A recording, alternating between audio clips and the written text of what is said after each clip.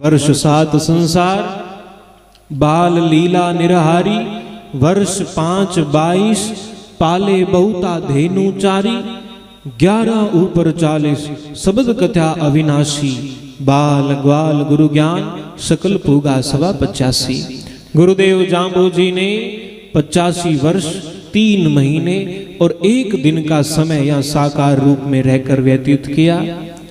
और जब गुरुदेव जांबोजी का विचार बन गया कि अब जल्दी ही अपनी साकार रूप को समेटना है, तो ऐसा वर्णन मिलता है। गुरुदेव जांबोजी ने अपने पूरे जीवन में 3 यात्राएं की थी और अपने उस अंतिम समय से पूर्व भी लगभग संवत 1590 के आसपास उन्होंने जहां जहां उनके शिष्य बिश्नोई बंधु रहते थे, सब जगहों की यात्रा करके पुनः समराथल पर आए। सब जगहों पे जाके सबको दर्शन उपदेश दिए। और उसके बाद गुरुदेव जांबोजी के पास जो कोई भी आता तो गुरुदेव जांबोजी कुछ समय पूर्व से ही ये बताने लगे थे कि अभी थोड़े समय बाद ही मैं अवश्य ही अपनी साकार रूप को समेट लूंगा। अब मैं अपने धाम बैकुंठ में जाने वाला हूं। और इस प्रकार से जब कहते, संग ऐसा वर्णन मिलता है, जब गुरुदेव जांबोजी ने कहा कि अब समय नजदीक आ गया है, तो उस समय अनेकों अनेक भक्त गुरुदेव जांबोजी से केवल यही बात कहते, हे गुरुदेव, आज अगर हमारे मन में कोई संशय होता है, अगर हमारे मन में कोई प्रश्न होता है, कोई शंका होते हैं, तो हम केवल एक काम करते हैं, हम आपके यहाँ आ जाते हैं, आपसे वो प्रश्न पूछते हैं और उसका निवारण हमें मिल जाता है। हे गुरुदेव, जब आप यहाँ से चले जाओगे, जब आप साकार रूप में हमें यहाँ नहीं मिलोगे, तब हमारी शंकाओं का निवारण कैसे होगा। और हे गुरुदेव, जब भी हमारी इच्छा होती है, जब भी मन में आता है कि गुरुजी का दर्शन करके आते हैं, हम सीधा घर से चल पड़ते हैं और यहाँ समराथल पर आकर आपका दर्शन पाते हैं। हे गुरुजी, जब आप यहाँ से चले जाओगे तो फिर हम आपका दर्शन कैसे पाएंगे।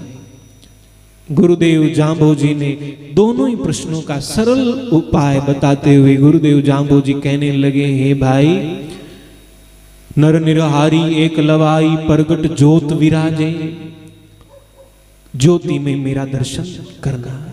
जब भी इच्छा हो, अब तो समराथल तक आना पड़ता है, जब भी इच्छा हो कि गुरुदेव के दर्शन करें, कुछ नहीं करना, घर में ही बस ज्योति प्रज्वलित कर लेना और ज्योति में मेरा स्वरूप मानना, प्रणाम कर लेना, समझ लेना ज्योति का दर्शन हुआ, समझ लेना मेरा दर्शन हो गया है। और इसीलिए सीधा संकेत है, गुरु महाराज जांबोजी ने नित्य हवन का नियम दिया था और हर रोज सुबह मिलकर घर में अगर हवन होता है तो अवश्य ही गुरुदेव जांबोजी को हम ज्योति स्वरूप में अपने घर में विद्यमान विराजमान करते हैं, इसमें कोई संशय नहीं। इसलिए यदि भूल हो भी रही है, यदि होता है हवन नित्य, अच्छी बात है, लेकिन यदि कहीं कमी है, विचार करके घर में नित्य हवन अवश्य होना चाहिए। और इसका सीधा कारण है, ज्योति के रूप में स्वयं गुरु महाराज जांबोजी प्रकट होते हैं, तो उस सौभाग्य को प्राप्त करना कितनी बड़ी बात है।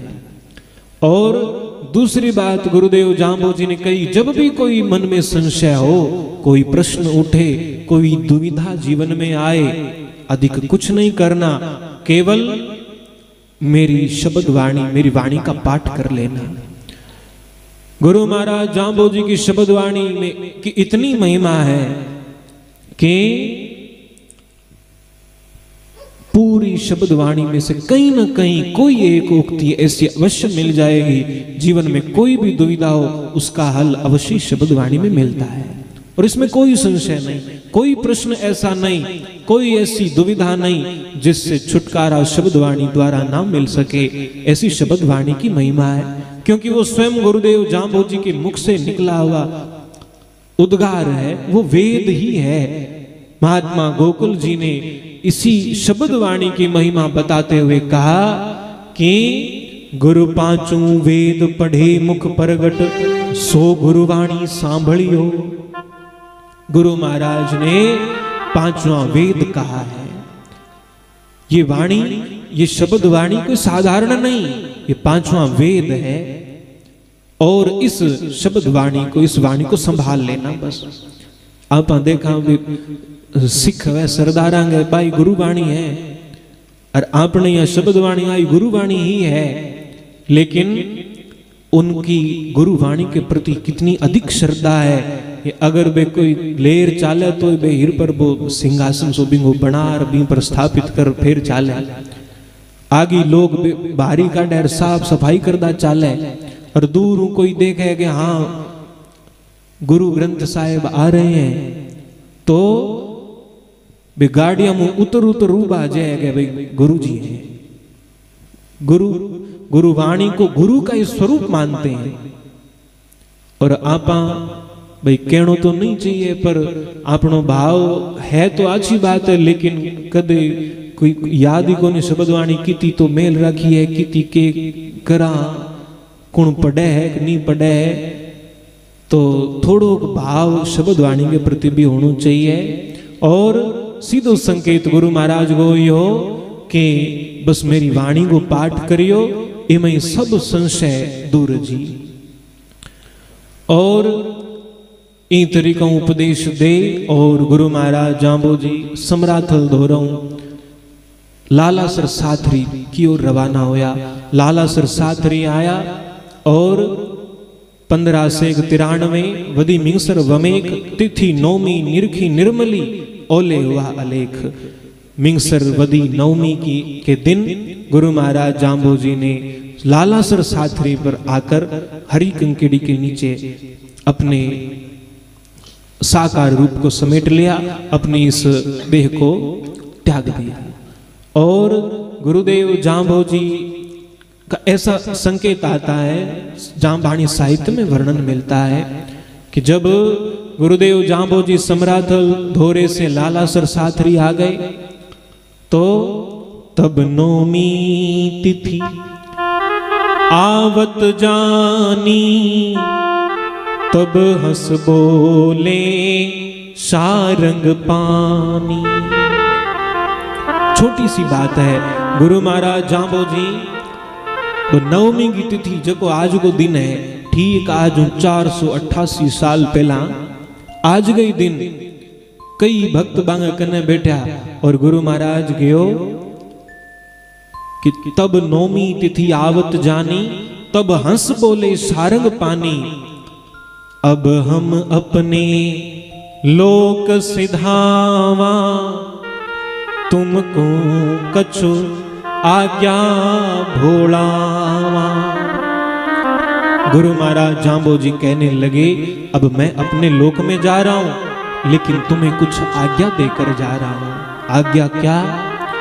जो मैंने नियम बताए, जो मैंने तुम्हें उपदेश दिए, बस इसका जीवन में पालन करना। बस क्यों? क्योंकि इसमें आपका ही लाभ है। और गुरु महाराज जाम्बो जी ने इस प्रकार से आज्ञा दे करके जब भक्तों ने पूछा कि आप चले जाएंगे तो सबसे सरल साधन हमें कोई बता दीजिए, उस समय भी उन्होंने ऐसा जामबाणी साहित्य का सबसे विस्तृत ग्रंथ जंबसार है, उसमें वर्णन मिलता है। गुरुदेव जाम्बो जी का अंतिम उपदेश भी यही था, नाम लियो जिन सब कियो जोग जिज्ञ आचार, जप तप तीरथ मूर्ता ए सभी नाम की लार। सबसे अंतिम उपदेश यदि कोई था, केवल एक, जिसने भगवान का नाम पकड़ लिया, नाम लियो जिन सब कियो, जिसने एक नाम पकड़ लिया समझ लेना उसने सब कुछ कर लिया। जोग जिज्ञ आचार जप तप तीर्थ मूर्ता सभी नाम की लार, ये सब नाम के पीछे दौड़े चले आते हैं। नाम की बड़ी महिमा है और गुरुदेव जांबोजी ने हमें विष्णु नाम दिया है। उस नाम को पकड़ लेना अवश्य ही हमारे लिए आवश्यक है, क्योंकि गुरुदेव जांबोजी की आज्ञा है।